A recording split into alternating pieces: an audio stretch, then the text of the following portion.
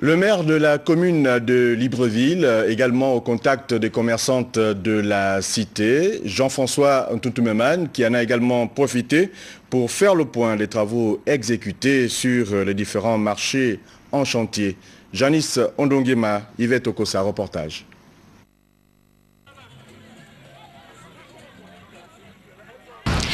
Jean-François Ntountoumeman, maire de Libreville, est accueilli ici au marché de Nzengayon, un bon père de famille qui s'est prêté oreille aux doléances des commerçantes.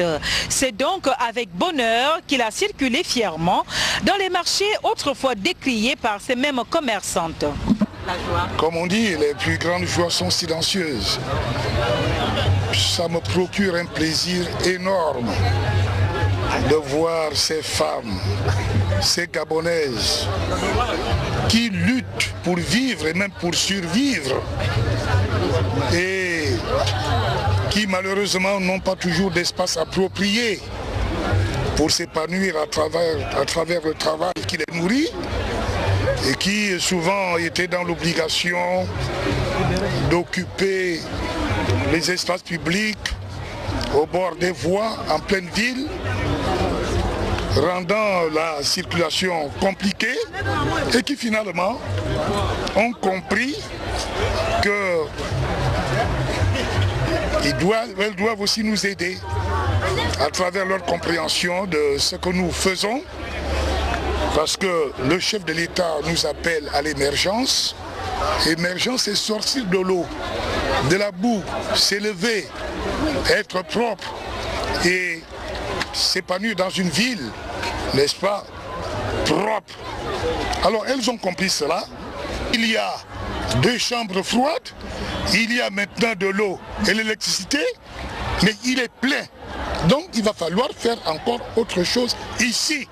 Ce que je voudrais leur demander, c'est de comprendre que nous travaillons pour eux. Nous voudrions aider le chef de l'État pour participer, n'est-ce pas, à la politique de l'émergence.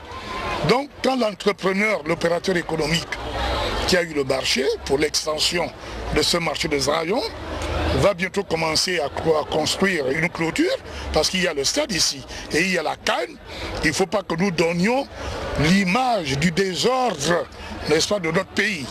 Donc il faut qu'elles comprennent que ce qu'on fait, c'est d'abord pour elles, pour qu'elles travaillent dans de meilleures conditions. L'opération Libérer les trottoirs est engagée par les autorités municipales pour tenter de corriger l'incivisme de nos populations, première cause d'insalubrité pathologique dont souffre la capitale et que nous déplorons tous. Le président de l'Assemblée nationale informe les honorables députés que la Commission des affaires sociales, des affaires culturelles et de la communication procédera à l'examen et à l'adoption des rapports relatifs aux dispositions de loi portant instauration de mesures en faveur de la lutte anti-tabac au Gabon, portant également modification de certaines dispositions du Code du travail en République gabonaise, ce mardi 11 octobre 2011 à 10 h dans la salle Georges Damas Aleka, au premier étage du palais Léomba.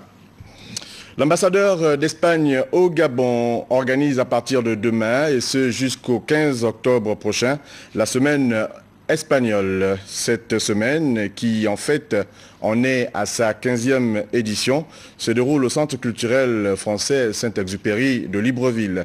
Les innovations au cours d'un point de presse auquel prenaient part Jerry Mbougou Bivigou et Pierre Claverella. La réalité peut-être que c'est la rumba, car ici en Afrique on connaît très bien la rumba congolaise. En fait la rumba est un style qui est d'origine cubaine, mais qui a eu déjà des représentants très importants comme les Gypsy Kings. Certains artistes comme Paco de Lucia, le fameux guitariste espagnol, a aussi joué de la rumba. Et dans ce cas, on amène un groupe qui fait un style très vif et qui avait beaucoup de succès aussi en Espagne. Ça s'appelle Balón Dandy et sus rumberos, et ils vont jouer le vendredi 14 au CCR. Nous amenons aussi un artiste pop qui s'appelle Pepo Sherman, qui est une personne qui a aidé à obtenir des succès très importants à certains des chanteurs latinos les plus importants, comme par exemple Alejandro Sanz et Miguel Bosé, qui ont gagné 2 prix Grammy. Comme vous savez, les prix Grammy, c'est des prix de musique internationaux parmi les plus prestigieux du monde.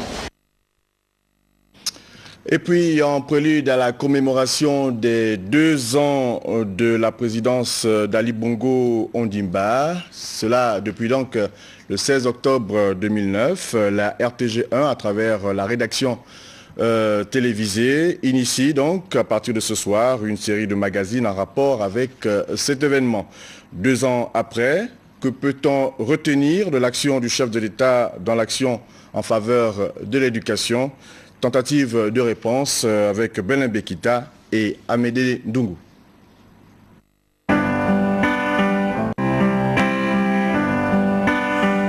Août 2009, en pleine campagne électorale, Ali Bongo Ondimba prend l'engagement de mettre en place un univers où le savoir et le mérite devraient constituer la pierre angulaire de l'excellence et faire du Gabon une destination académique.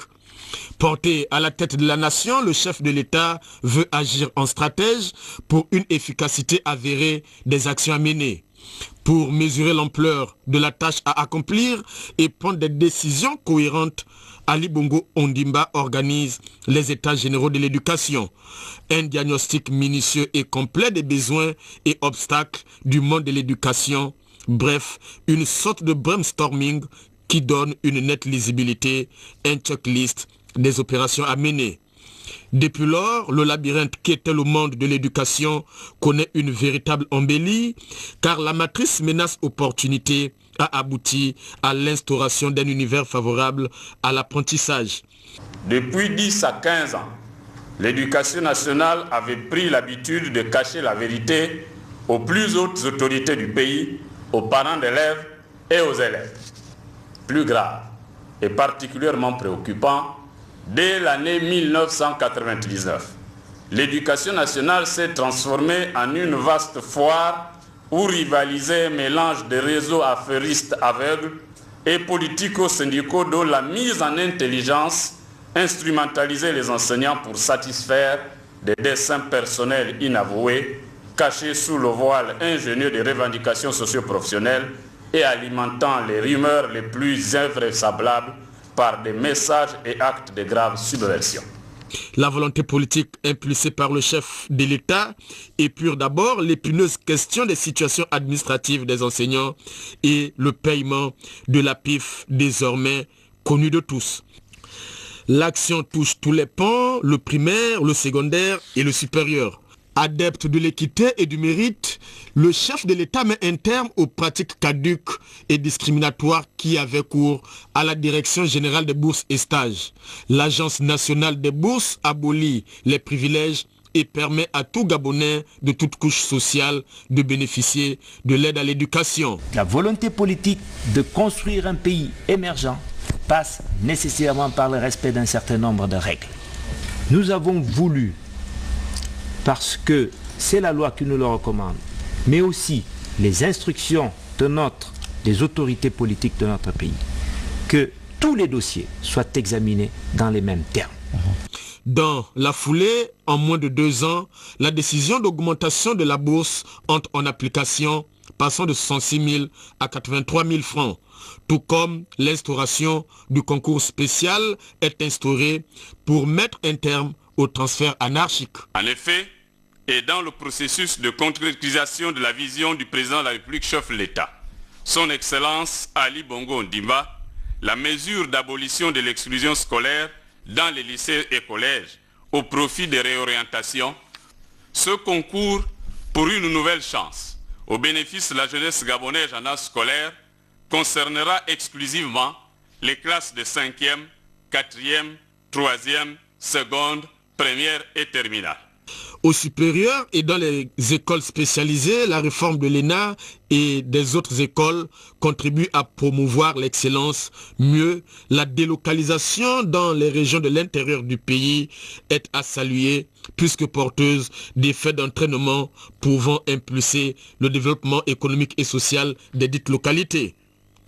Dès la première sélection, je pense qu'il y avait qui a apporté donc sur un ensemble de 73 dossiers où nous devions retenir à peu près une 25 dossiers. Et déjà, il y avait une majorité des dossiers gabonais. Mais je puis assurer que je travaille avec une excellente petite équipe à Franceville.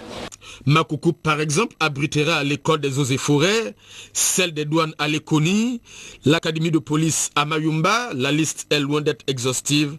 Tout concourt à l'unité des 9 provinces du Gabon. Le secret d'une telle prouesse en si peu de temps, Ali Bongo Ondimba s'est approprié la lettre suivante de Jules Ferry, écrite en 1883. Que vous demande-t-on? Des discours, des dissertations savantes, de brillants exposés, un doc enseignement? Non. La famille et la société vous demandent de les aider à bien élever leurs enfants, à en faire des honnêtes gens. Les moyens sont mis pour que le rêve devienne réalité, à chacun de jouer sa partition.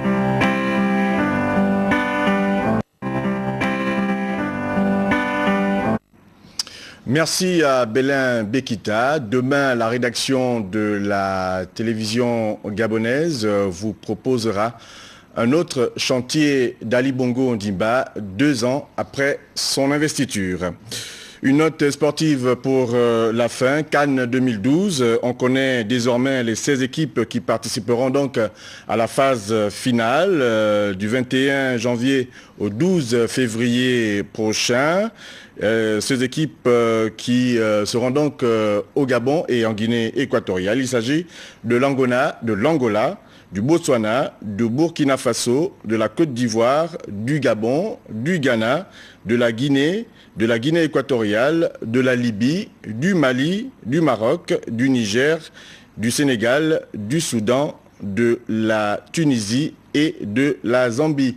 Le Maroc et le Soudan ayant donc arraché les dernières places qualificatives hier dimanche à l'occasion donc des matchs, dernière journée donc éliminatoire de cette compétition.